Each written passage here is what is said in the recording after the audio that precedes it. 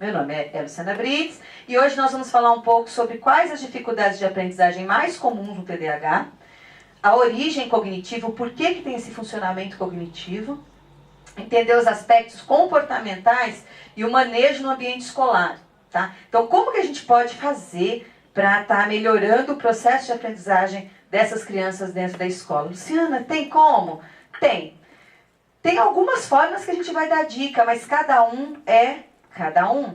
Eu nunca vou esquecer de uma vez que a gente fez um diagnóstico num menino com 14 anos, ele tinha dislexia e déficit de atenção, e o trauma dele era sentar na frente, porque a vida inteira dele ele sentou na frente, porque tem que ficar em cima, e ele não gostava, então ele aprendia sentando um pouco mais afastado do professor, isso causava menos tensão para ele. Então, vai depender de criança para criança, adolescente para adolescente. Aí a adolescência tem peculiaridades, a gente pode até estar falando sobre isso. Bom, então a gente fala que é uma palestra muito esperada, né? E por que é uma palestra muito esperada? Porque a escola, a gente fala que é o calcanhar de Aquiles para todo o processo de transtorno de aprendizagem e de comportamento, né? Eu brinco assim, sempre falando, quem que gosta de passar roupa, né? Quando fala, quem gosta de passar roupa? Quem detesta passar roupa? Levanta a mão. Eu levanto as duas, né? Detesta passar roupa. Já pensou você tendo que ir para um lugar que você detesta, ficar 4 horas por dia nesse lugar, e você tem que passar a roupa direito? Se você não passar a roupa direito, você tem uma sogra do seu lado, mas minha sogra é um amor. Você tem uma sogra do seu lado, é só uma historinha isso, tá bom? Só pra gente descontrair. Você tem uma sogra que fala assim, imagina, isso está mal passado. Amassa a roupa, pode passar de novo.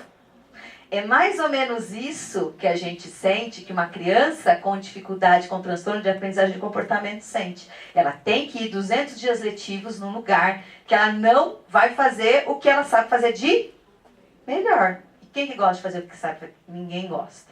Né? Então, a gente fala que é um lugar... quando a gente fala em TDAH em escola, é uma coisa muito, muito complicada e é algo que os professores, os pais, os profissionais, eles ficam sempre assim.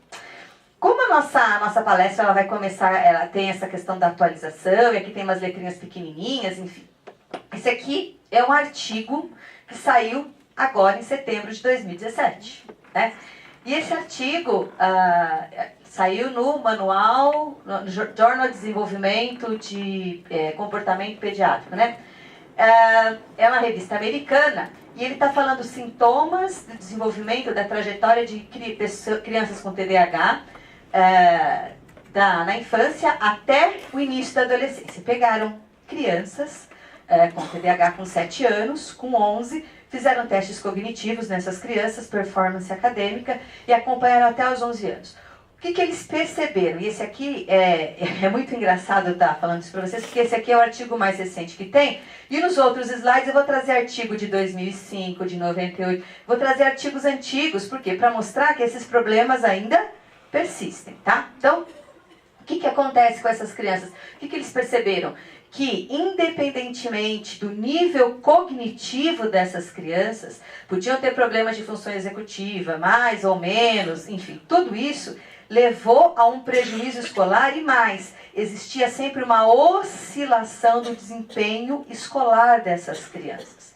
E quanto maior os sintomas de TDAH, mais essas crianças tinham dificuldades escolares. Então, isso daqui mostra que o quê? Que a criança com TDAH, que o aluno com TDAH, ele tem oscilações de aprendizagem. Então, ele vai sempre apresentar algumas dificuldades e que nós, enquanto professores, profissionais e pais, temos que estar sempre observando essas oscilações. Né? É isso, né, Clay? A gente pesquisou junto esse artigo. Bom, e será que TDAH tem mais dificuldade de aprendizagem escolar? Será que ele tem mais dificuldade? A gente fica pensando, né? Nossa, óbvio, né? A gente já falou, já viu que sim, eles têm mais dificuldade de aprendizagem escolar, mas não são todos os TDAHs que têm problemas escolares. 30% mais ou menos, às vezes, não tem problemas escolares. Eles vão ter problemas muito mais na questão muito mais nas questões sociais. Eles podem apresentar, às vezes, problemas escolares lá na faculdade ou lá para frente, né, onde existe uma maior demanda, e se pergunta assim, mas por que você... pergunta como eu sei disso, né? Pelo próprio caso do Clay. O Clay sempre foi um aluno muito bom na escola, sempre foi primeiro aluno. Por quê? Porque ele gostava de estudar. Aquilo dava um alto grau de motivação para ele. Ele adorava fazer aquilo, dava aula. Aí que a pessoa fala, nossa, mas eu tenho que dar aula super para as pessoas e tal. Porque essa foi a forma que ele encontrou para quê? Para ele aprender. Então ele dava aula para os alunos, para os amigos que tinham dificuldade. E para ele dar aula, ele tinha que... aí ele tinha que estudar e tinha que dar a aula. Então ele aprendia o quê? 2 vezes. Então essa foi a forma que ele encontrou para ser... para aprender mais, enfim. Então, quando que foi descoberto isso? Né? Foi lá depois da faculdade, na época da residência ainda. Então, na faculdade, o que aconteceu? Você lembra? Estudar numa demanda muito maior do que os outros. Aí era muito engraçado, porque ele é super visual e fazia lá, a gente brincava, falava, vamos vender teu caderno, que nós vamos fazer um curso de medicina à distância. Porque tinha tudo desenhado, fazia o rascunho e ficava o dia inteiro passando a limpo para estudar. Né? E aí o louco é que ele ficava muito bravo, porque os amigos catavam o caderno, os amigos liam 1, 2 vezes o caderno, os amigos tiravam 9, 9,5, ele ficava lá à noite tomando café. Lembra café com guaraná? Quem nunca tomou café com guaraná para estudar à noite, né? E tirava 6,5, 7, 8 numa dificuldade. Então, ali que começou a ficar mais exposta a essa questão. Né? Então, por isso que a gente tem que estar sempre muito atento a isso. Então, às vezes, no começo, né, você não vai ter tanta dificuldade de aprendizagem. Mas a maioria, 70% das crianças, elas costumam ter essa dificuldade. Bom, as pesquisas, elas comprovam que sim. Desde 1981, e por que eu faço questão de trazer essas pesquisas antigas? Para acabar com esse mito que hoje existe uma moda do TDAH, que não tinha... Não. Então eu trago mesmo essas pesquisas antigas para mostrar para vocês que o TDAH e os transtornos de aprendizagem, as dificuldades escolares, elas são estudadas há muito tempo. Então, desde 81, né, pesquisadores americanos mostram que todos os transtornos externalizantes, né, que são esses transtornos de comportamento disruptivo, que a criança apresenta muitas vezes esses problemas comportamentais, estava relacionado ao mau desempenho escolar. Por quê? Porque para aprender dentro do ambiente escolar, nós precisamos ter um comportamento.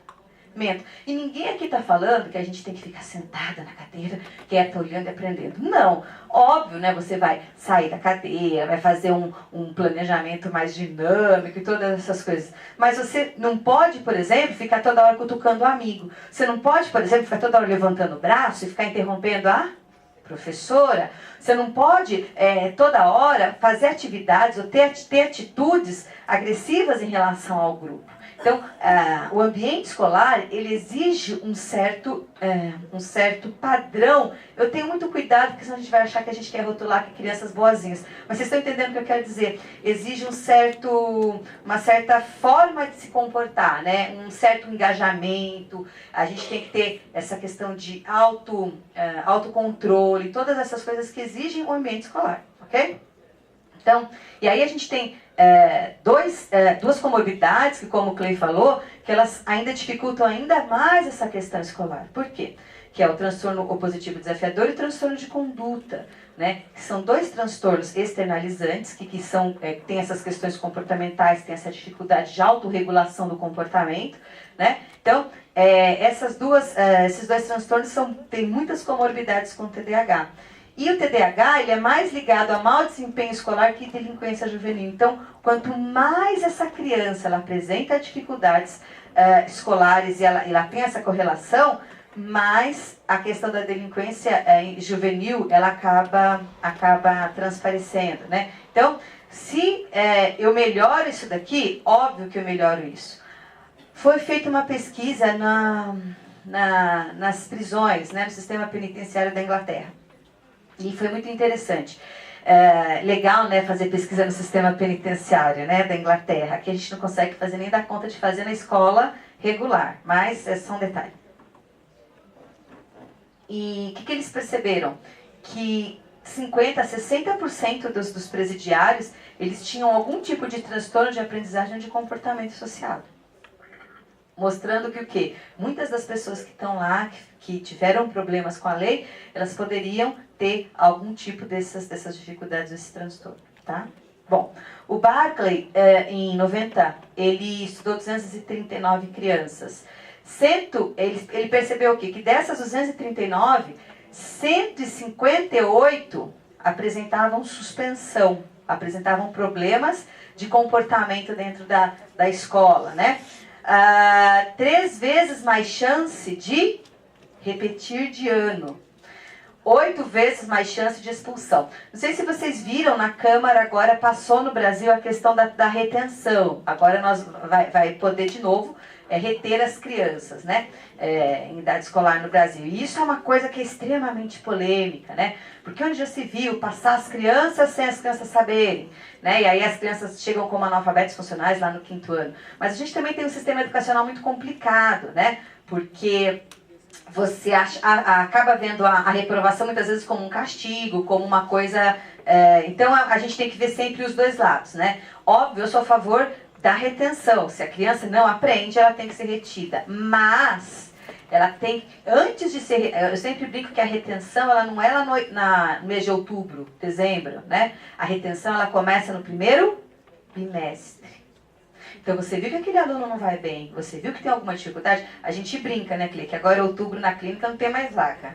Agora é aquele desespero de relatório e passa. E aí a escola fica, passa, não passa, passa, não passa, passa, não passa. E como assim? Chegou, caiu de paraquedas, então, doutor, o que você acha, Clê? Então, não sei, né, como é que a gente vai falar sobre isso, né? Então, isso é uma coisa muito complicada, porque tudo, a gente pode dar jeito para tudo. Mas tem algumas coisas que a gente não consegue dar jeito, né? Que é para a morte e para o tempo perdido. O tempo que se perdeu não volta mais. E isso para uma criança com TDAH, com problemas escolares, isso é muito, muito sério, né? Então, quando a gente começa a perceber todas essas questões, isso leva a gente a pensar. Então, assim, a retenção, ela é importante? Ela é, mas ela tem que ser muito estudada e muito vista. A criança teve que ser retida, então ela precisa de uma metodologia e do que eu vou fazer de diferente com ela. Porque não adianta ficar repetindo mais do mesmo, ano após ano, tá?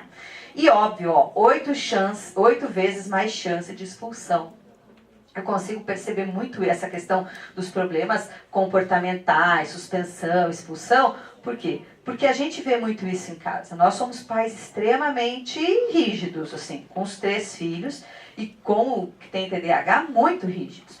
E assim, já teve caso de bateu na escola, e aquela questão da recompensa, da questão de querer a coisa na hora, né? Tanto é que ele parou terapia ano passado, mas assim, ele brinca, ele fala, mãe, quando que eu vou parar de ir na fono, no psicólogo, porque assim, desde muito pequeno, dos 2 anos, ele faz psicoterapia, fono, psicopedagoga, e a gente procura fazer, agora entrou na adolescência, a gente acabou fazendo psicoterapia para a questão, ele tinha fobia social, chegava nos lugares, ficava super na dele. Então, são várias coisas que a gente vê. Essa questão da expulsão, de brigar na escola, tudo. Então, são coisas que a gente vê isso na prática, isso porque ele está medicado, porque ele está com terapia, e porque ele tem, acho que a gente é firme, né? A gente né? Isso por conta de tudo isso, ainda acontece isso.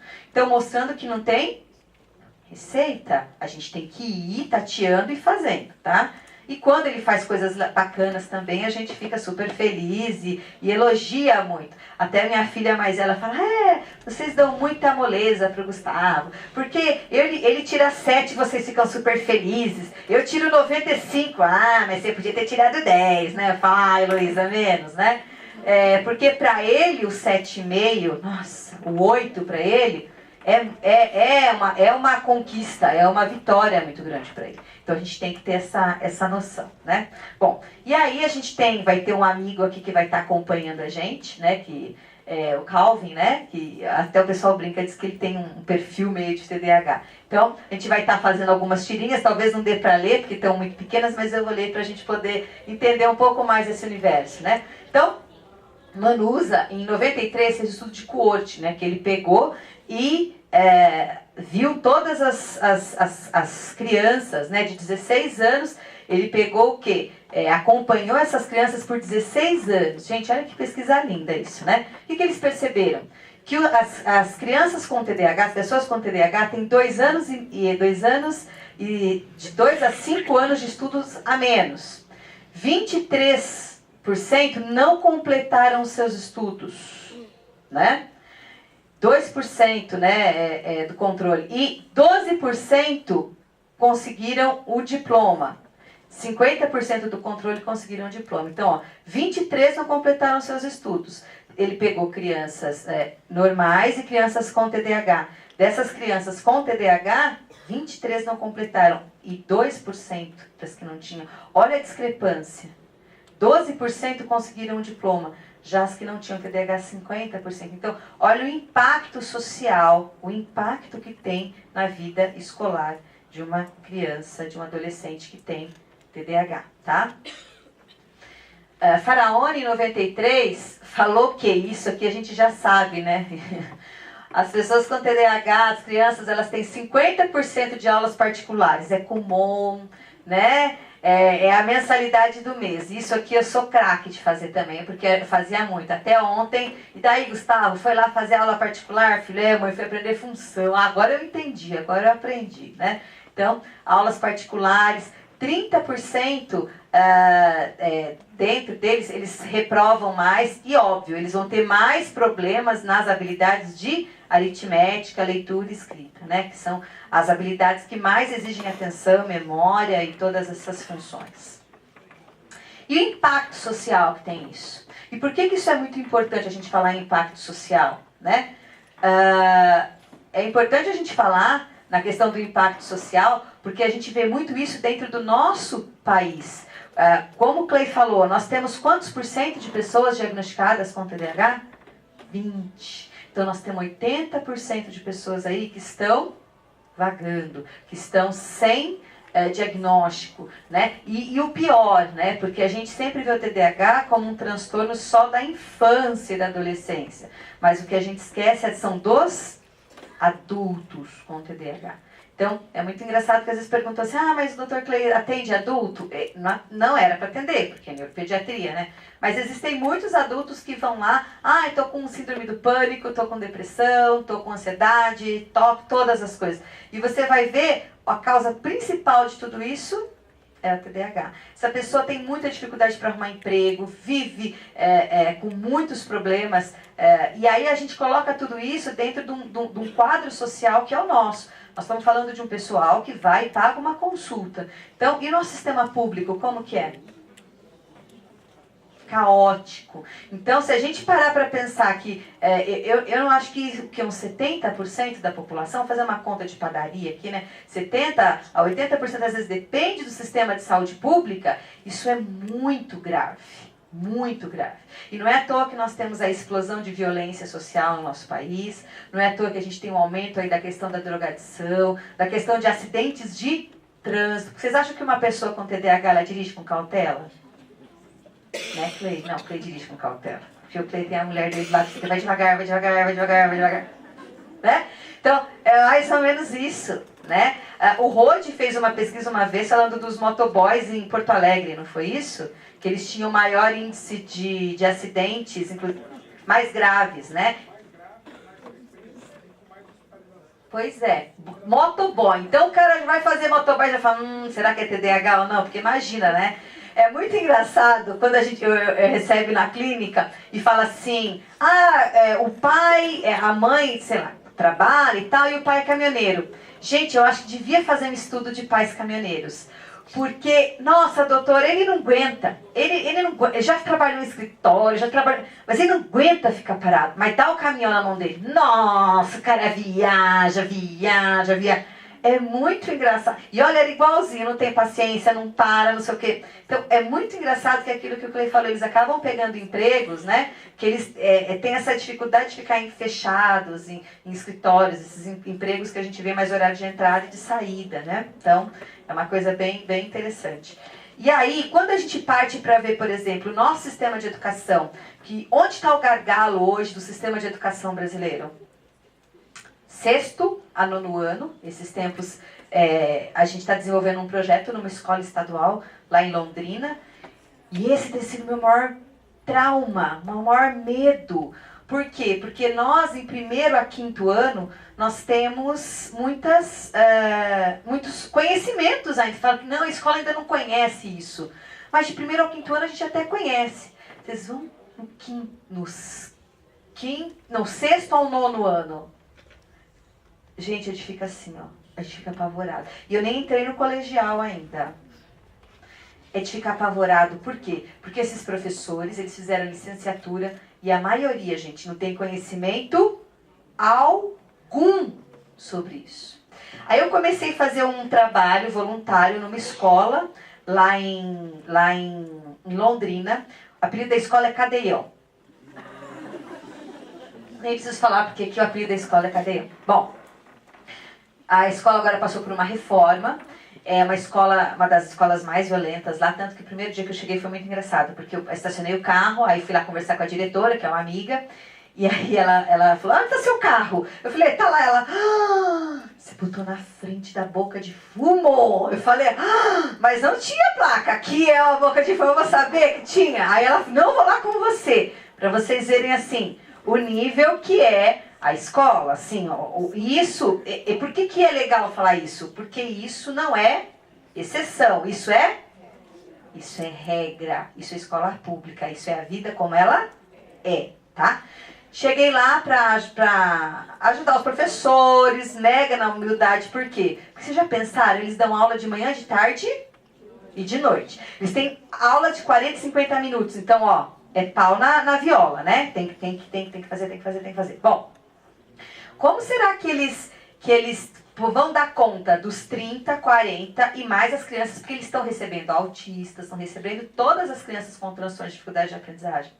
E tipo assim, a diretora falou, Luciana, a gente precisa marcar uma hora pra você vir aqui. Pra quê, Ednei? Eu preciso entender o que é mutismo, o que é ecolalia, o que é... Elas não sabem. Mas a culpa é delas? Não, nós não fomos ensinados. Eu fiz pedagogia, a gente não foi ensinado a trabalhar com isso. Bom, fui lá, fiz o primeiro dia, mega assoprei, né? Porque a gente tem que morder e assoprar. Porque, enfim, você tem que falar do problema, mas você também tem que entender a questão daquele professor. Fizemos o primeiro dia, foram 7 professores, 8. Aí ela falou, olha, o pessoal gostou e tal. E aí, a gente quer que você volte. Passou uma semana, a gente quer que você volte para falar mais. Na próxima vez tinham 20 professores. E foi muito legal. A gente resolveu o problema? Teve uma fórmula mágica? Não teve. Mas o qual foi o nosso objetivo primordial com esses professores? A primeira coisa que a gente fez foi sensibilizar. Dizer que isso existe. Dizer que isso não é uma preguiça. Dizer que ele não faz isso porque não vai com a cara dele. Né? Porque é muito complicado, né? Ainda mais nessa fase, a gente dissociar e tentar separar um problema emocional e de um problema social e de um problema da idade, que é da adolescência. Então tem muitas coisas envolvidas. E foi muito legal que a gente teve o feedback dessa escola, que os pais foram na escola falar o que tinha acontecido, que os filhos falaram que os professores estavam mais calmos, estavam mais atenciosos, estavam pegando mais leve. E até eles desenvolveram um trabalho com uma criança com Asperger lá, de leitura e contação de história. Ela me mandou o vídeo. Então, vocês estão entendendo que quando o conhecimento chega, as pessoas ficam, né, menos preconceituosas e ficam mais sensíveis a isso. E é isso que a gente quer. Por quê? Porque nesse cadeião, nessa escola cadeião, né, que eu falei para vocês, a chance disso aqui acontecer é muito grande. As adolescentes por si só já deixam a escola. Imaginem esses adolescentes que têm TDAH, né? Estudos TDAH, 69% não concluem os estudos. Nos controles, só 90% concluem os estudos. Então, mostrando a grande discrepância. Então, a gente precisa e muito desse tipo de sensibilização. Se nós não sensibilizarmos, vai ficar muito complicado, cada vez mais difícil. Eu sempre brinco que se a gente não acolher, quem vai acolher? Trafi? Tá? Isso é sério. Ainda mais num país como o nosso. Ai, meu Deus. Ah. Ixi, cortou o negócio, será que... Não, cortou, deixa eu só voltar aqui. Aqui, o Clay, aqui era para ser bem bonitinho, tá? Mas, pois é, né? Acontece. TDAH, né? A gente tem o perfil hiperativo impulsivo, o perfil desatento, e dentro desse perfil hiperativo impulsivo, eu posso ter um perfil que, além da criança ser hiperativa e impulsiva, ela pode ter a desatenção junto. Isso é até um vídeo que a gente botou no canal e fez o maior sucesso, deu acho que quase 100 mil visualizações, foi exatamente falando isso, porque a gente ainda tende a achar que toda criança com TDAH adolescente, ele é agitado, ele é hiperativo. E aí quando a gente vai ver o perfil desses dois aqui, qual que tem maior prejuízo escolar? É o desatento. E por que a atenção ela tem que fazer, e ela faz muito parte do processo de aprendizagem? Porque se eu penso dentro de uma perspectiva do desenvolvimento e da aprendizagem, e entendendo a questão de Luria, que foi um grande neuropsicólogo, né, e ele mostrou para a gente os blocos de funcionamento cognitivo, eu tenho atenção, memória e aprendizagem. Se eu não tenho atenção, eu não memorizo. Se eu não memorizo, eu não... Exatamente. Entendeu? Então, são coisas que são super importantes que a gente precisa estar atento. Então, se eu não memorizo, aí às vezes a gente chega assim, nossa, Luciano, o que eu faço? Eu falo hoje, chega amanhã, eles quê? Eu tenho que trabalhar o quê? Eu faço que jogo de memória? É memória que eu tenho que trabalhar? Não, é atenção. Então, sempre a gente tem que estar trabalhando as atividades perceptuais e atencionais, que elas fazem parte do que vai ser estruturada essa aprendizagem depois, ok? E óbvio, o desatento ele tem maior prejuízo escolar, né? E esse cara aqui, ele é o que demora mais para ser diagnosticado. Porque aquele que ferve com 3, 4 anos já está no consultório, que a mãe está assim, pelo amor de Deus, não aguento alguma coisa. Esse aí já está indo.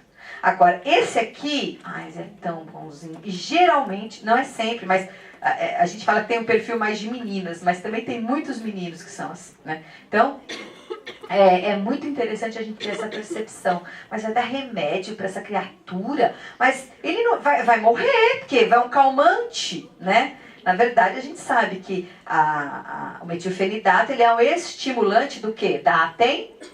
Por que o cara pula igual pipoca? Porque ele não consegue parar para prestar atenção. Ele é impulsivo, ele não consegue se controlar. O mecanismo de autorregulação dele, ele não consegue se controlar. E o desatento, ele é tão bonzinho. Ah, mas ele é bonzinho. Ah, ele apaga o 4. Ele é um querido. Nossa, não acredito que vai dar remédio para ele. Exatamente aí que tem que dar a medicação. Porque esses daqui é que tem o maior prejuízo escolar. E não só social também. O social hiperativo impulsivo, ele é aquele mais chato que fica, né? Agora, o desatento, ele tem um prejuízo muito com relação a ele mesmo.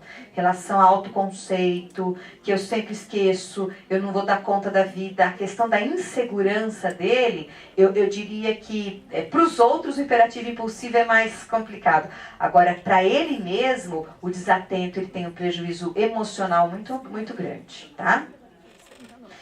E aí, óbvio, né, a gente tem uma demora para encaminhamento, e a gente tem a aquisição de leitura escrita sendo feita com atraso.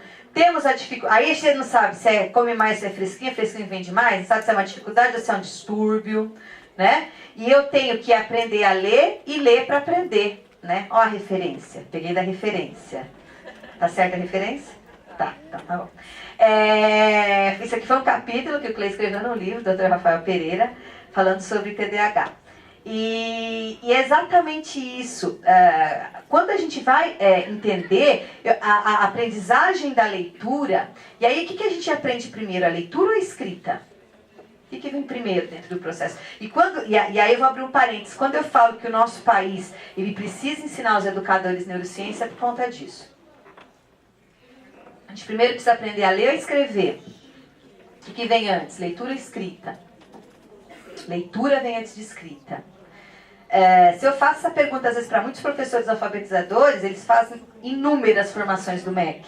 Mas esse tipo de coisa que é fundamental para ele aprender, para ele ter uma metodologia, para ele saber que ele tem que estimular primeiro as atividades percepto-auditivas, visuais, para depois vir a escrita, muitas vezes eles não vão saber. O que adianta aprender jogo, lúdico? Eu não sei como é que funciona aqui dentro, para eu saber o que precisa vir antes, e é leitura e depois escrita. Bom, então, primeiro eu tenho que aprender a ler. Então eu preciso fazer a codificação e decodificação, e para aprender a ler eu preciso de várias etapas, eu preciso ter muita atenção, eu preciso ter sequência, eu preciso ter memória de trabalho, eu preciso ter toda aquela atenção que o Clay falou no começo, né? Que a criança com TDAH não tem. E aí, quando eu aprendi a ler, a leitura me possibilita o processo de aprendizagem. A partir daquela leitura, depois que eu vou aprender matemática, eu vou aprender história, geografia, enfim, eu vou aprender sobre todas as coisas. É a leitura que possibilita isso. Bom, pedagogicamente, o TDAH ele pode ocasionar 4 grandes problemas. Então, isso é muito importante, né? E é um slide bem significativo para a gente levar para as escolas e mostrar o que isso pode acontecer. Lentidão no processo de aprendizagem. Sempre a atividade dele vai ser mais lenta. Ele vai sempre demorar para fazer as coisas, né? Oscilação de rendimento. Começa a aula fazendo bem, termina fazendo mal. Se ele gosta muito... A gente já é assim. Se a gente gosta muito de uma matéria, a gente faz ela super bem. Se a gente não gosta... Isso normalmente, né? Falando... A criança com TDAH é muito mais. Vocês lembram que ela tem problema na questão da recompensa, né? Aquela questão da dopamina, de fazer o que quer, do prazer e tal. Então isso nela é muito mais evidente. E aí eu vou dar um exemplo para vocês. Não foi raro. Às vezes o meu filho, ele tem tinha uma época que ele tinha um foco em Segunda Guerra Mundial. Foco. Ele era fissurado em tudo que era Segunda Guerra Mundial. E aí o que a gente fazia? Socava livre, coisas de Segunda Guerra Mundial para ele treinar a leitura, porque ele gostava de fazer isso.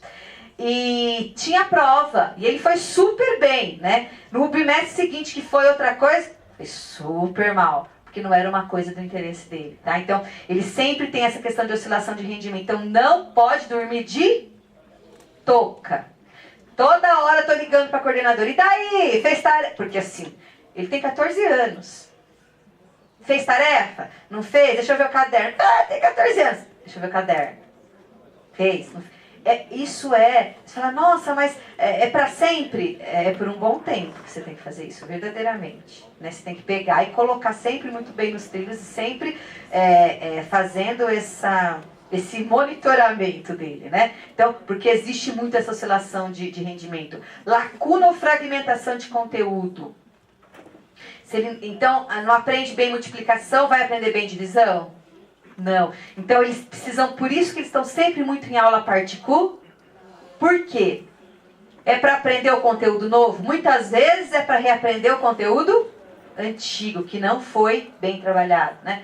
E problemas específicos que envolvem leitura, escrita e aritmética, que são as habilidades básicas, né? E super importantes dentro do processo de aprendizagem escolar. Magnitude e abrangência dos prejuízos. Então, varia de acordo com a precocidade do quadro. Quanto mais cedo eu trato, menos problemas eu tenho na escola. Uma das coisas que eu brinco e brigo muito, que as pessoas falam, vamos fazer a inclusão. A inclusão, mega a favor da inclusão, super a favor. Só que a inclusão, ela começa com 2 anos, com 3 anos. Quem aqui é professor? Você, professor, você prefere um aluno, e aí TDAH, autista, enfim, que tem um diagnóstico com 2, 3 ou com 7? Óbvio isso, né? Pena que o nosso sistema de educação ainda não caiu a ficha para isso. Não dá para eu falar em sistema de inclusão sem eu falar no sistema de detecção precoce de transtornos de aprendizagem de comportamento. É outra praia. Aí sim, quando eu tenho essa detecção precoce, eu consigo fazer com que haja um bom processo de inclusão. Caso contrário, tô fora, não dá certo e fica muito complicado, né? E sabendo de todos os meandres que nós temos, né? Ah, não, da hora vai dar um clique, entrou com 6 anos, não, vamos esperar, primeiro, segundo, terceiro, não, vou esperar mais um pouquinho, não, agora vai dar um clique e ele vai se alfabetizar, não, agora ele vai sossegar o facho, né? Ou aqueles pediatras, e isso, por que eu falo um pouco da questão dos médicos? Porque os próprios médicos também, a gente fala assim, mas é o professor que não está atualizado, é o Não, muitos médicos também precisam de capacitar. Quantos pais não chegaram para pediatras com os filhos com 2 anos que tinham sintomas clássicos de autismo e o médico fala o quê? Primeiro, não é autista, ele não tem? Ele é bonitinho. Quem nunca ouviu isso? Ele é tão bonito, ele não tem cara de como se autista tivesse ou TDAH, ou deficiência intelectual. A gente tem uma página no Facebook que chama Entendendo o Autismo. E aí, eu fiz questão, e a gente tem um negócio de conteúdo lá que a gente fez, que chama Ter Amor, alguma coisa assim. Que a gente coloca fotos de crianças autistas com os pais. E por que a gente colocou isso? Para mostrar que autista ri, que autista beija, que autista tem, né? Exatamente, né? Então é muito engraçado. Nossa, ele está rindo. Nossa, ele olha. Não. É louco isso, né? Mas precisa ser colocado isso. Para quê? Para quebrar esse tipo de pré-conceito, né? Então, quanto mais cedo eu trato, menor o prejuízo escolar. Intensidade de transtorno. Se é um TDAH mais grave, óbvio que vai ter mais prejuízo escolar. Lembra do primeiro estudo que eu passei para vocês? Aspectos socioculturais. Isso aqui tem uma coisa bem interessante. Tem uma pesquisa, até que está correlacionada aqui no meu autor, né, de referência, que ele coloca uma questão que o nível cultural, agora a mulherada vai se achar, né? O nível cultural da mãe é mais importante que o nível cultural do pai.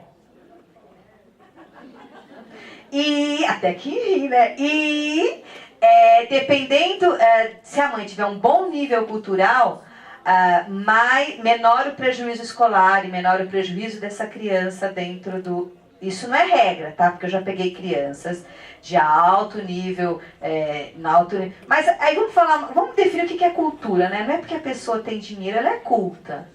Conheço muitas pessoas humildes que são muito cultas, muito mais do que pessoas que têm dinheiro. Ok? Então vamos definir para essa questão de nível cultural, de leitura, de sensibilização, nível, né? Essa questão. Quanto maior o nível sociocultural, melhor essa criança, melhor chance ela tem dentro de um trabalho. Então isso é uma coisa que deve ser muito levada em conta. Então por isso que esse tipo de conhecimento tem que ser levado aonde? Nos postos de saúde. A gente tem que levar isso para o público. Isso aqui não pode ficar só no privado. Isso é saúde pública, tá? Associação ou não com transtornos de aprendizagem. Por quê? Porque eu posso ter problemas. Eu sempre falo, o que é uma dificuldade de aprendizagem? O Kleino falou a hiperatividade como um sintoma. A dificuldade de aprendizagem também ela é um sintoma, né? Febre é diagnóstico ou sintoma? Sintoma de que alguma coisa não vai bem. Então, a dificuldade de aprendizagem também, ela é um sintoma. Então, a criança pode ter dificuldade por questões emocionais? Pode. Por questões pedagógicas, que a escola não ensina pode. Mas ela também pode ter um transtorno de aprendizagem. E ela também pode ter uma dificuldade de aprendizagem porque ela tem um TDAH. Quando eu falo em transtorno de aprendizagem, estou falando na dislexia, descalculia, desortografia, esses transtornos que a gente tão bem descreve, enfim, né? E presença ou não de comorbidades. Então, se eu tenho mais comorbidades, óbvio que a minha dificuldade maior de aprendizagem, eu vou ter mais dificuldades escolares. Deixa eu correr, porque são 30 e tantos slides, né? Então, vamos lá. A pessoa gosta de contar história, né? Quais as dificuldades de aprendizagem escolar mais comuns no TDAH, né? E aqui a gente tem a referência da Tannock. A Tannock, ela é uma pesquisadora muito boa para quem quiser estudar linguagem em TDAH.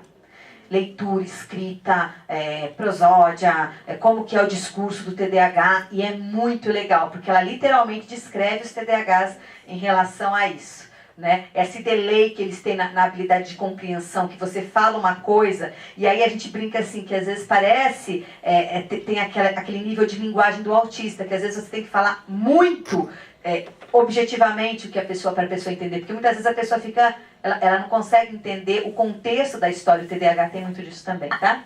Então, a Tannock, ela viu que a leitura... 45% das crianças com TDAH, elas omitem palavras ou frases quando lêem. Elas têm problemas, pulam linhas, perdem-se espacialmente no texto. Nossa, aqui ó, é um O, tá? Vocês não estão lendo errado, não.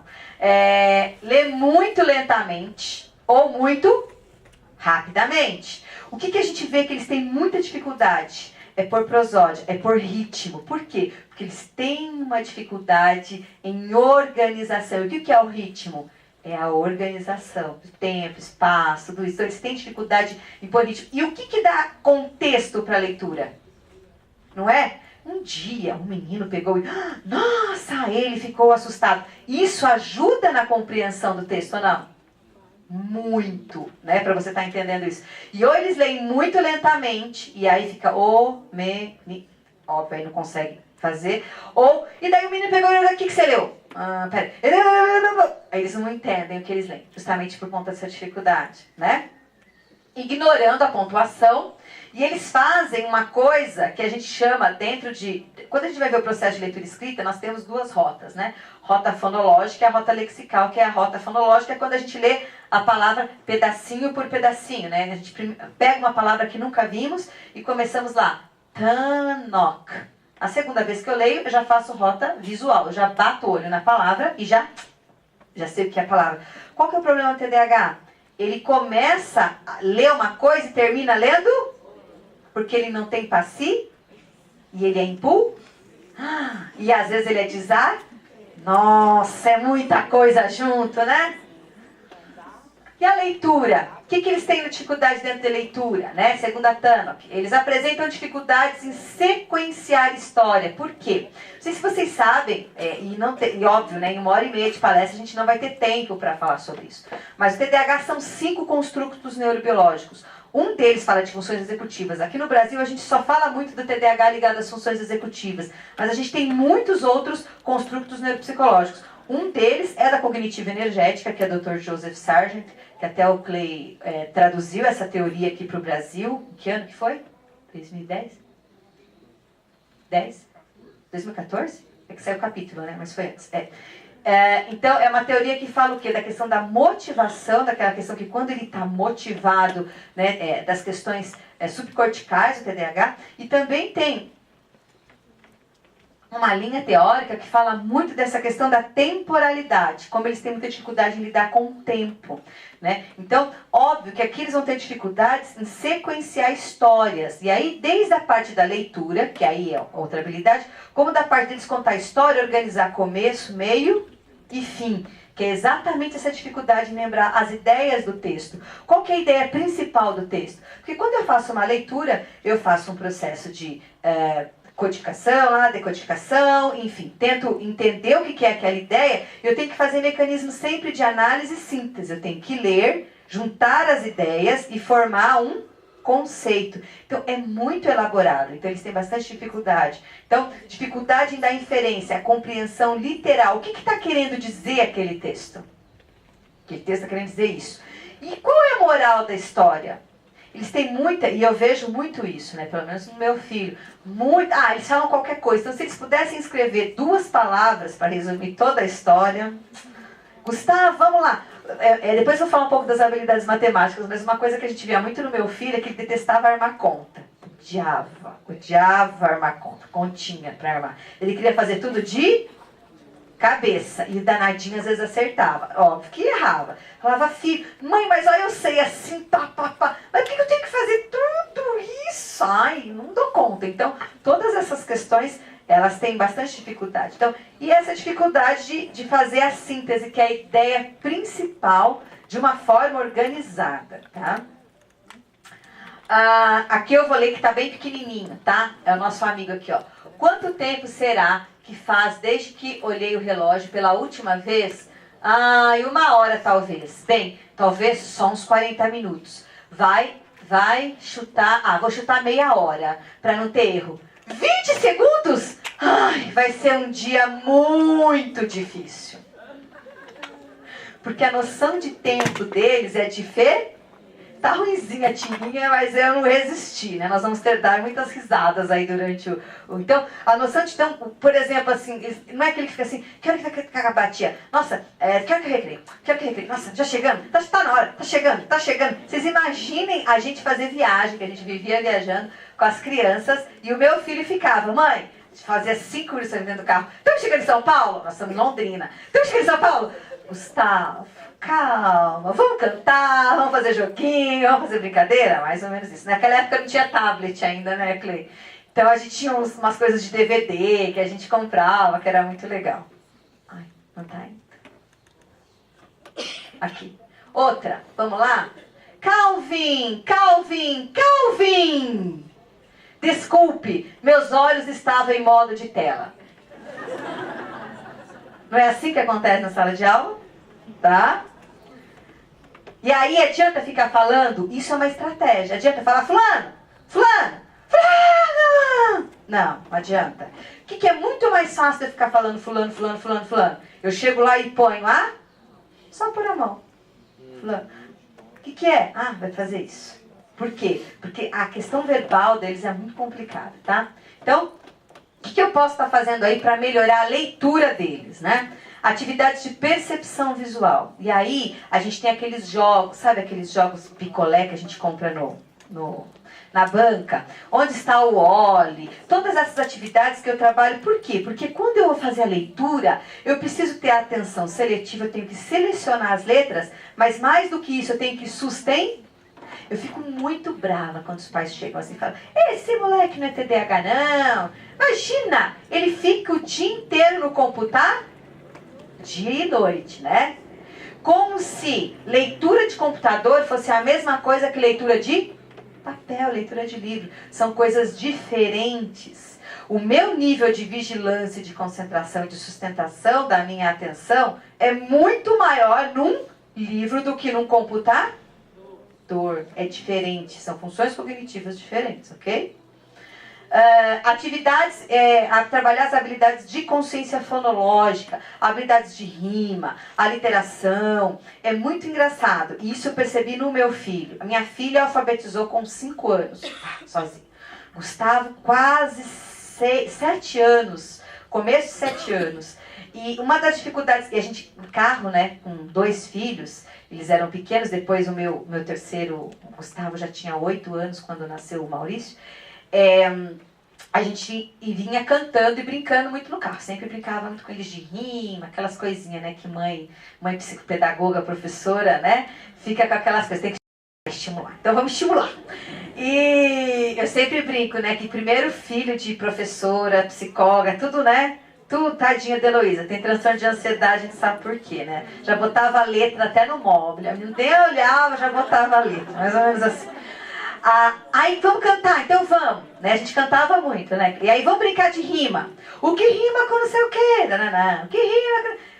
Gente, assim, Heloísa era muito rápida. Gustavo tinha muita dificuldade com rima. Não sei se tem algum trabalho científico já mostrando essas habilidades de consciência fonológica, mas Gustavo tinha uma dificuldade com rima muito grande, porque ele não ia pela questão do som, que é exatamente isso que a rima trabalha, né? A consciência fonológica é uma das habilidades. Trabalha com a questão do som. Ele ia muito pela questão da ideia. Então, o que rima com café? Pó, açúcar, água. Não, pé, café, chulé.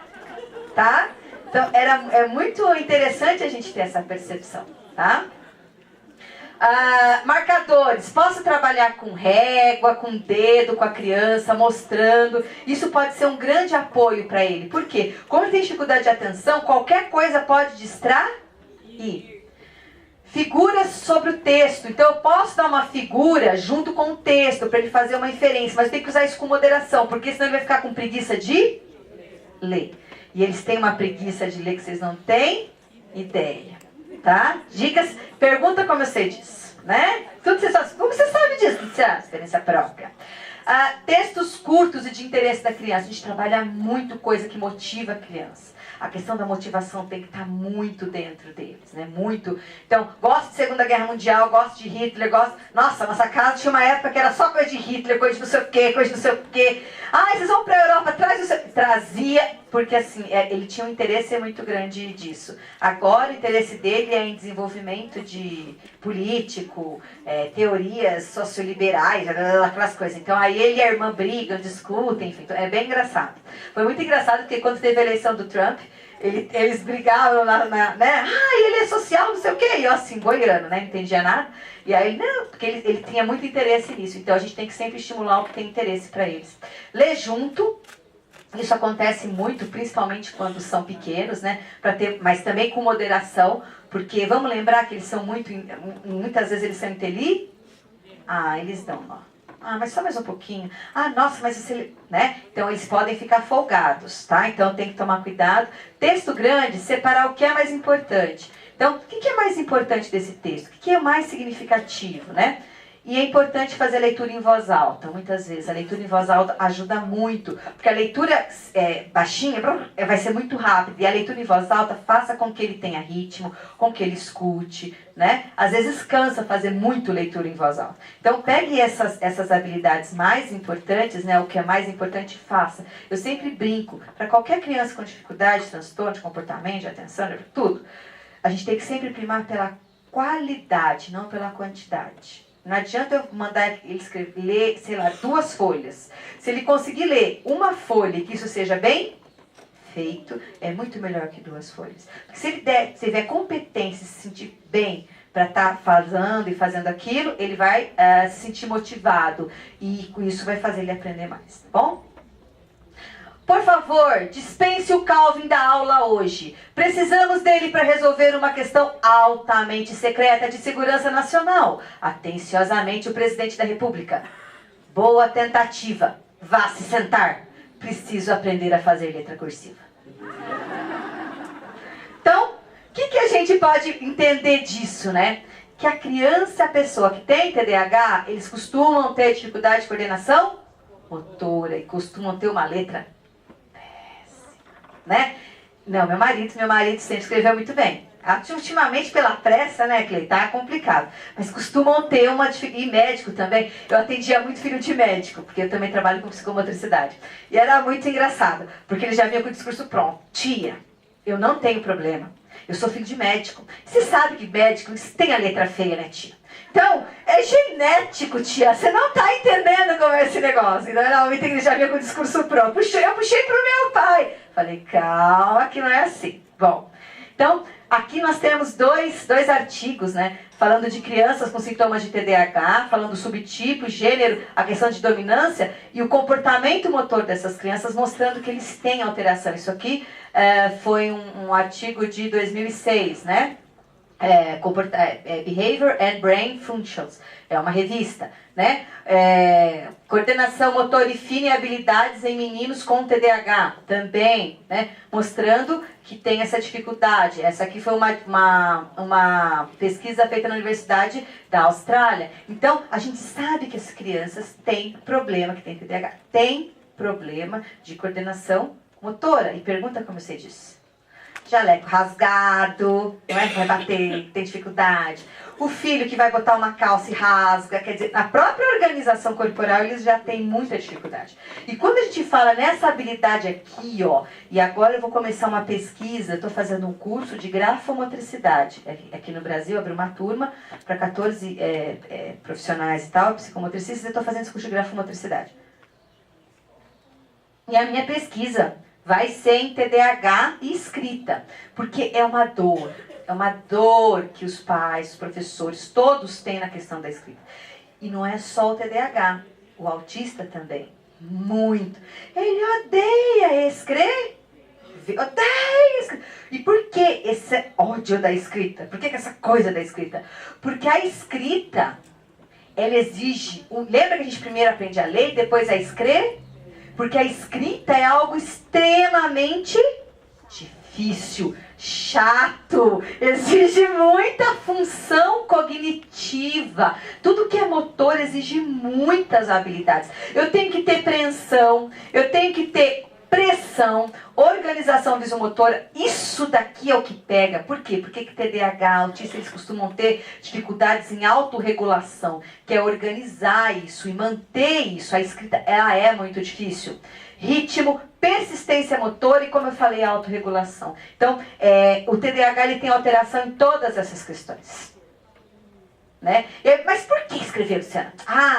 Daqui a pouco é tudo com tablet. Pra quê? Porque a escrita, e isso tem pesquisa, comprovando que crianças que são alfabetizadas com lápis e crianças que são alfabetizadas com tablet, as que são alfabetizadas com lápis e papel, elas têm uma estimulação cognitiva, um potencial cognitivo maior que as que são alfabetizadas com tablet. Porque esse movimento, gente, vocês podem não acreditar, mas isso é poderoso para o cérebro.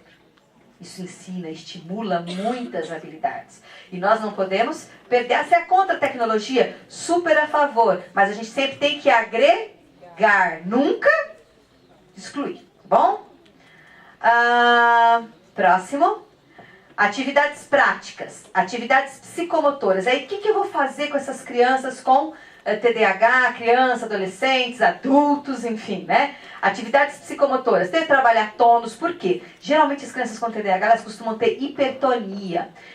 Por conta, principalmente do perfil mais hiperativo e impulsivo. Elas costumam ter o tônus mais duro, porque elas não relaxam. Então aí, a escrita é pesada, aquela mão que não desliza, e quebra lápis, e vai pintar, rasga o papel, aquelas coisas todas. Então eu preciso trabalhar essa questão de tônus, tá? Eu preciso trabalhar muito a parte de equilíbrio. Quando a gente vai estudar os neuroblocos de Luria e faz a correspondência psicomotora, a atenção, ela está dentro do primeiro neurobloco, que é o bloco do equilíbrio e do tônus. Então, atividades que exigem aquelas coisas de pôr linha no chão. É só você pegar uma criança com TDAH e botar uma linha no chão e mandar ela botar um pé na frente. Muitos problemas de desequilíbrio. Então, Luciana, que atividade que é boa para trabalhar a atenção? Equilíbrio. Comece com atividades psicomotoras, que isso ajuda muito, tá? Eles gostam muito. Então, vou trabalhar dominância lateral, que é organizar olho e mão. Por quê? Porque quando eu falo coordenação visomotora, muitas dessas crianças, elas têm dominância lateral cruzada. O olho é esquerdo e a mão é direita, ou vice-versa. E o que isso interfere? Interfere que é o olho que organiza o desenvolvimento da mão. É o olho que vai falar, sobe aqui, desce aqui, faz o ponto. É o olho que guia a mão, tá? E a praxia fina. O que é praxia? Sistematização e organização do que eu tenho que escrever e falar. Passa muito rápido. Eu tenho que mostrar para essa criança a importância da escrita, que a escrita é algo super importante, necessário, tá? Que através da escrita eu consigo aprender. Eu nunca vou esquecer um menino que a gente fez uma intervenção e ele melhorou a nota dele. Porque quando ele estudava, ele conseguia entender o que ele estava... ele estava lendo, que ele estava escrevendo. Ele conseguia, vocês entenderam, né? Então tá. Ele conseguia entender aquilo tudo que ele estava escrevendo. Qualidade em vez de quantidade. Eu prefiro que ele faça 5 palavras com letra que ele dê conta do que 30 que ele garranche. Ok? Escrita com significado. Então, escrever bilhete, escrever receita, escrever... eu e meu filho, a gente brincava muito de decorar capitais, quando tinha que decorar. Então, ele escrevia as capitais e a gente escrevia os estados. Então, a gente fazia jogo de memória com essas coisas que tem que escrever, tá bom? E, por favor, vamos evitar essa questão do erro. É muito legal, a gente na pedagogia aprende que o erro é construtivo, que é bacana. Vamos deixar a criança errar. Criança TDAH, criança autista, essas crianças têm problemas de autorregulação. Evita o erro. Por quê? Porque eles não lidam bem com o erro. Porque eles vão ter que apagar e fazer? Pergunta como eu sei disso. Eu não aguento mais isso. Não tô aguento. Gustavo, apaga e faz de novo. Tem que apagar e fazer de novo. Então, assim, vai criando o quê? Então, tenta, a maioria das vezes, acertar de primeira. O erro é legal pra quê? Pra gente ver o jeito que a criança está pensando. Bacana. Mas no dia a dia, eles têm uma baixa tolerância à frustração. Então, a gente tem que estar trabalhando essas questões, tá? Dificuldades em matemática. Aqui eu vou ler. O ponto A está 2 vezes mais distante do ponto C do que do ponto B. Se a distância do ponto B do ponto C é 12,5 centímetros, qual a distância do ponto A para o ponto C? Os mortos-vivos não precisam resolver problemas escolares. Então, por quê? Porque ele, né, viajou ali. Dificuldades em matemática. Então, 26% das crianças com TDAH apresentam alguma deficiência em matemática, tá? Os Swanson encontraram deficiências de memória de trabalho que contribuem para essa dificuldade para resolver problemas matemáticos. O que é memória de trabalho? Eu leio o problema e tenho que pegar aquelas informações e estar reverberando aquilo. Você entender? Parará. Então, como eles têm dificuldade nessa memória, eles acabam tendo dificuldades para resolver problemas. A Tannock, em 2006, ela viu que a atenção é um preditor significativo de pobre rendimento aritmético. Por quê? Porque muitas vezes eles conseguem ter o raciocínio, mas na hora de passar no papel, vamos pensar o que é o número 19. 19 vale 1 e o 9. O que vale mais, 1 ou 9? 1, porque o 1 vale uma. Ah, porque o nosso sistema ele é posicional. Então, se eu tenho lá 19, 1 e o 9, 19 mais 11. Ó, vamos pensar, ó, pensamento agora. 19 mais 11. Eu resolvi daqui para lá, né? Eu armei daqui para cá. Eu vou resolver de lá para cá. 9 mais 1, 10. Vai? Eles têm mais dificuldade na organização dos dados e isso precisa de atenção. Se o problema dele está na questão atencional, óbvio que eles vão ter dificuldade para estar fazendo isso, tá bom? E aí eu tenho o processo de aprendizagem de matemática. O que eu preciso para aprender matemática? Eu preciso de atenção seletiva, selecionar o número, atenção sustentada, fazer essa concentração, pensar, falar, olha, 3 mais 4. Eu tenho que ver o posicionamento do mais, do menos, né? A questão não verbal. Eu preciso dessa memória de trabalho verbal que eu tenho que estar falando e estar entendendo isso, porque é uma linguagem matemática. E eu preciso ter fato matemático, eu preciso entender os números, eu tenho que recuperar os dados. Bom, vai um onde, né? Resolver esse problema e aplicar esse conceito matemático. Lembra do Chaves? Duas maçãs mais 2 maçãs, mas eu só sei fazer isso com laranja. Eu tenho que botar isso. Então, é fácil aprender matemática? Não, não é. Para uma criança, um adolescente que tem TDAH, é muito mais difícil. E aí é triste. Por que é triste? Porque às vezes o cara erra por conta de um sinal. Não é isso? Expressão numérica é a treva. Porque o mais com menos, não sei o quê, errou um sinal, você erra tudo. Isso para quem não tem. Imagina para quem tem, tá bom? Então, dificuldades em matemática, né? E por que acontece isso? Porque é uma aprendizagem hierárquica, correspondência 1 a 1, uma sequência numérica, eu preciso organizar a operação, resolução de problemas e situações problemas. Então, Luciana, como que eu vou trabalhar e estimular essa questão, né, da dificuldade? Eu estou correndo, senão não vai dar tempo. Eu preciso identificar e estimular as aprendizagens básicas. Muitas vezes eu estou lá com a dificuldade na fração, mas o cara não entendeu nem o que é proporção. Você pede um desenho de figura humana, ele desenha uma cabeçona e um corpinho. Ele não tem noção de proporção. E habilidade matemática, eu posso começar desenvolvendo no meu corpo. Eu começo a trabalhar metade, maior, menor, o que está no meio, o que está em cima, o que está embaixo, tá? Utilizar caderno quadriculado até quando Jesus quiser que ele use, tá? O caderno quadriculado, ele é ótimo. Por quê? Porque ele organiza. Pode deixar tabuada, pode dar apoio com a tabuada, tá? Dá sequências de pequenos exercícios. Então eu vou dar sempre de fáceis para difíceis. Explicar o passo a passo sempre com reforçamento positivo. E fazer diversas vezes forma o mesmo conceito ou atividade. Então 2 mais 3, 5, 3 mais 2, 5, 1 mais 1 mais 1 mais 1, 5, 4 mais 1, 5, 1 mais 4, 5. Está trabalhando essas questões, tá? Ai. Tá sempre esse trem aqui. Outra dica para qualquer dificuldade. Eu posso utilizar as vias perceptuais. Óbvio, não todas de uma vez. Então, gustação, tato, audição, olfato e visão. Né? Então, eu posso estar trabalhando para ele estar sentindo, para ele estar pulando, para ele estar vivendo aquela operação, fazendo uma situação, problema em que ele contracene para ele entender o conceito. Tá bom? Dona Menengarda, eu não vou aprender essa matéria a menos que você a ensine de um modo divertido. Sei. E o que você fará se o resto da sua vida não for divertido a cada minuto? Por que a senhora acha que eu vou morar em algum lugar que não tenha TV a cabo? Para eles, ver televisão é o canal, né? Uma dica para qualquer dificuldade. Isso aqui não é só para a pessoa, para o aluno que tem a TDAH. Chamar atenção com palavras-chave. Então, fração. Então, você vai para ele fazer a correlação.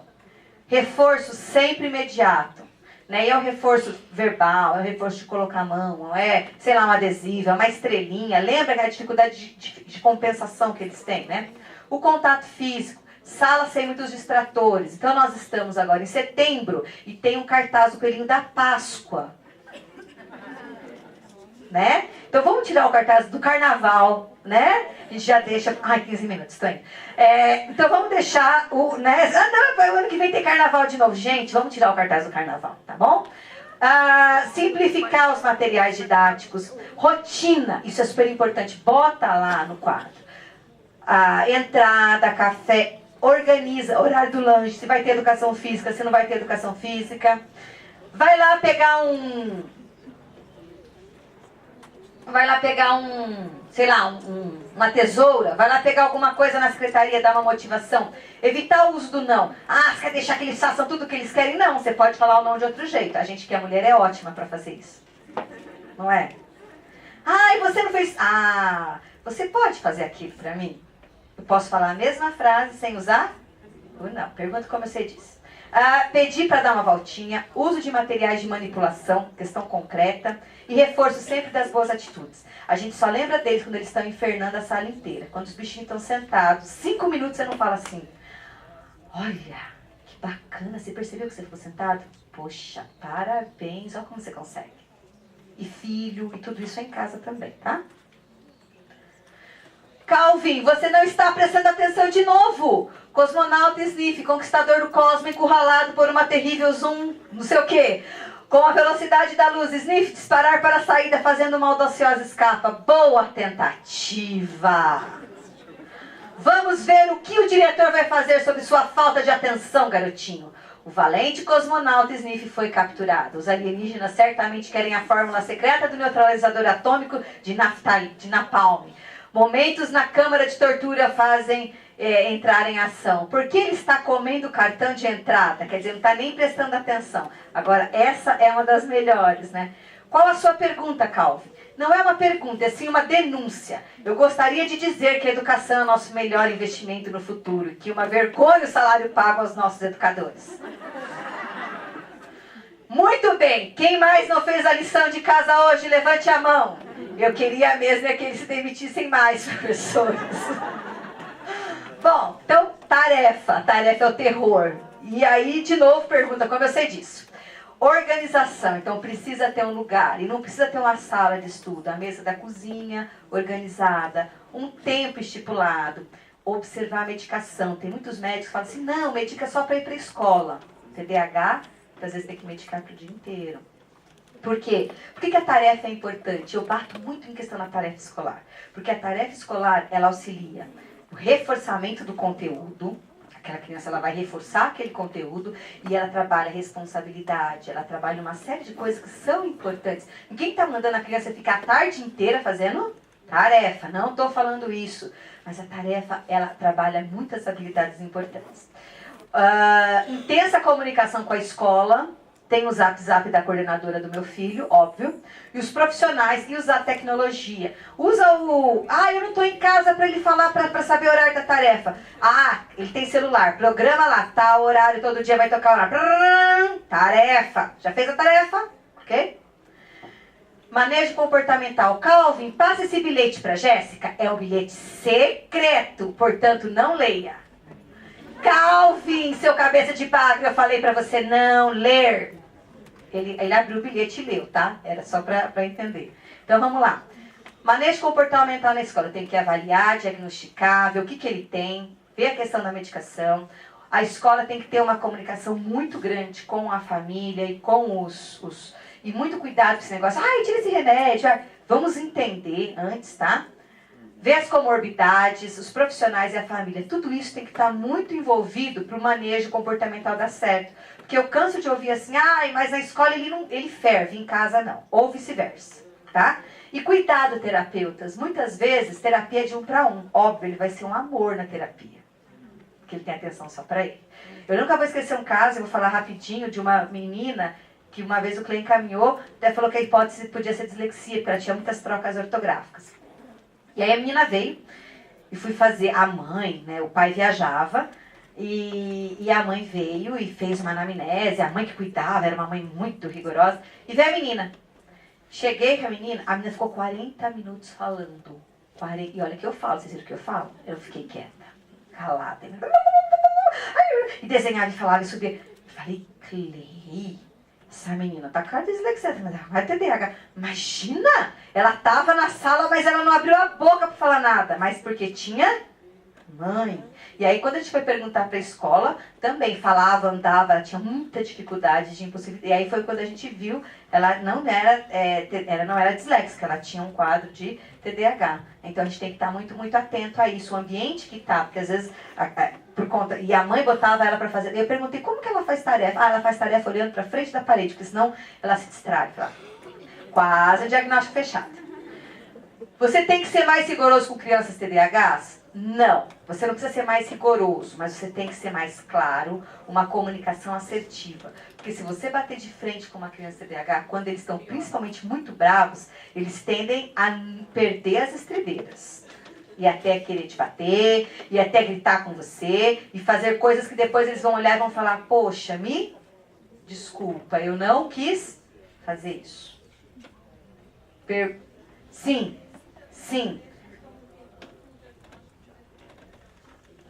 Sim, sim, por conta dessas alterações de humor. Então as regras têm que ser claras, certificar de que ele entendeu, que sabe o que vai acontecer se ele quebrar. E aí, se ele seguir, e por favor, hein, nada do tipo, você vai ficar sem ir lá pra Disney, ou você não vai... Não, tem que ser coisas extremamente pontuais, coisas extremamente, assim, rápidas. Por quê? Porque tem dificuldade de entender tempo. Na verdade, as crianças com TDAH, elas são muito focadas, então... TDAH, elas têm problema de disciplina porque elas não se concentram? Não. Na verdade, o que elas têm dificuldade de entender exatamente, às vezes, o que você está falando. E é muito importante, quando acontece isso, você dá a ordem e pede para ele falar. O que eu falei para você? Aí ele volta perguntando e falando o que aconteceu, tá bom? Muitas vezes eles quebram as regras, não é nem de maldade, é porque eles não prestaram atenção e nem entenderam o que era para ser feito. O que eu posso fazer? Posso fazer tabelas, reforçar comportamento positivo. Sempre a questão positiva é muito importante. Castigo ou reforçar o comportamento... castigo não ensina ou reforça o comportamento desejado. Né? Você nunca deu castigo pro seu filho? Lógico que eu já dei castigo pro meu filho. Só que se eu começar a dar castigo, daqui a pouco ele vai falar, pode ficar com o tablet, com não sei o quê. Aquilo não faz mais efeito, tá bom? Então tem que ser muito cuidado isso. Então, quando o TDAH, a criança se comporta mal, não tente fechar a discussão. Dê ela uma chance de pedir desculpa e compensar o erro e entender o porquê que ela está perdendo ou ela está deixando de fazer alguma coisa. Metas a curto prazo, então objetivo específico, curto prazo, que pode ter a questão comportamental, né? Por exemplo, guardar os livros no quarto, né? Os objetivos a longo prazo com grandes recompensas são menos propensos. Então, se eu, por exemplo, falar que quando você passar de ano você vai ganhar alguma coisa, isso tende a ser pior para as crianças se organizarem, tá? E o que influencia muito a questão da alteração de humor? Uma das coisas que a gente tem que ver muito é essa questão do sono.